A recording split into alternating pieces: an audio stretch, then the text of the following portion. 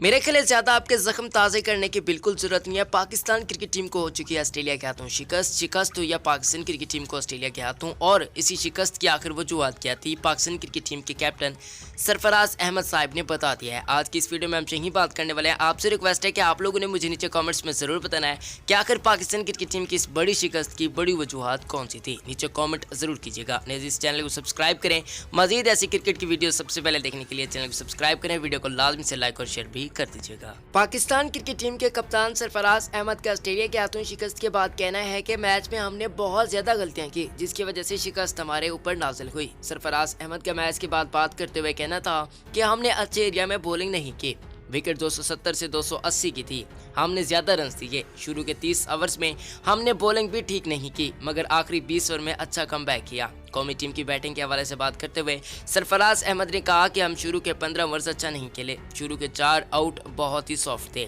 15 گیندوں پر 3 وکٹیں گری جس کی وجہ سے ہم میچ سے دور ہوئے۔ دوسری طرف پاکستانی بیٹسمینوں نے عامر کے کیریئر بیسٹ بولنگ پر پانی پھیرتے ہوئے 308 رنز کے ہدف کو پہاڑ بنا لیا۔ پوری ٹیم 45.4 اوور میں 266 رنز بنا کر آؤٹ ہو گئی۔ انہوں نے کہا کہ اگر اوپر ٹھیک پارٹنرشپ لگ جاتی تو میچ کا نتیجہ مختلف ہوتا۔